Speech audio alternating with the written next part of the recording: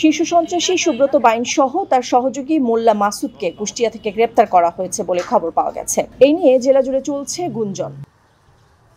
২৭ মে মঙ্গলবার ভোর রাতে কুষ্টিয়া শহরের কালীশঙ্করপুর সোনার বাংলা সড়ক এলাকার একটি ভাড়া বাসা থেকে তাদেরকে সেনাবাহিনী গ্রেপ্তার করেছে বলে এলাকাবাসীর একটি সূত্র জানিয়েছে।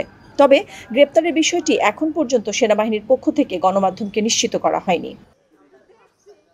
কালীশঙ্করপুর এলাকার স্থানীয় বাসিন্দারা জানিয়েছেন, গেল ১.৫ মাস আগে সোনারমোড় সড়ক এলাকার মৃত মীর মহিউদ্দিনের বাড়ির নিচতলা ভাড়া নেয় ২ যুবক।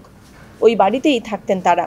বাড়ির নিচতলা ভাড়া নেওয়ার পর থেকে বাড়ির দরজা জানালা খুলতে দেখেননি স্থানীয় বাসিন্দারা। হঠাৎ ভোর রাতে বাড়িটির তালা ভাঙার শব্দ পেয়ে ছুটে আসেন তারা। এরপর দেখতে পান সেনাবাহিনীর সদস্যরা বাড়িটি ঘিরে অভিযান চালাচ্ছে।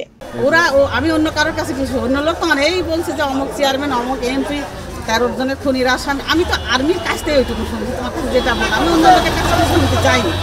আমি শুধু আর্মির ওই গাড়ি ছিল তাই ওই কয়টা কথা ওরা এই কথা বললো। তো এটা হলো আর ওই ছেলেরা মেসের ছেলেরা উপরে ছিল, আর্মিরা যত ওদেরও হলো আটকাইছে, মানে আটকানো মানে ওদের ঘর থেকে বের হতে দিন ওদের ফোনগুলো প্রথমে সিজ করে নিয়েছে যাতে ওরা কারোর সাথে। এর কিছুক্ষণ পর দুজনকে গ্রেপ্তার করে সেনাবাহিনীর গাড়িতে তুলে নিয়ে যান তারা। এরপর থেকে আতঙ্কে দিন কাটছে আশপাশের এলাকাবাসীর। উজু করতে যাচ্ছে, ছেলেকে ডাকি তুললাম, এবার উজু করতে যাচ্ছে, দেখছি আর্মির গাড়ি আসছে, একটা না 4টে গাড়ি। এবার উজু টুজু করা হয়ে গেল, নামাজ পড়তে যাচ্ছে, আর দেখি যে আমরা নামাজ পড়তে যাচ্ছে দেরি হয়েছে, ওরা নামাজ পড়ে চলে আসছে।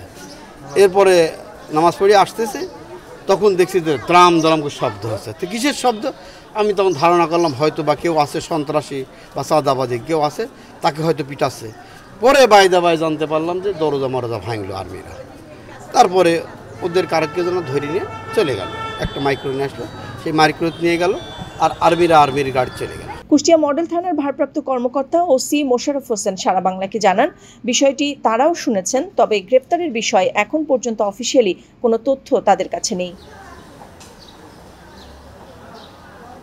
এ বিষয়ে কুষ্টিয়া সেনা ক্যাম্পের কর্মকর্তাদের সঙ্গে মুঠোফোনে একাধিকবার চেষ্টা করেও যোগাযোগ করা সম্ভব হয়নি।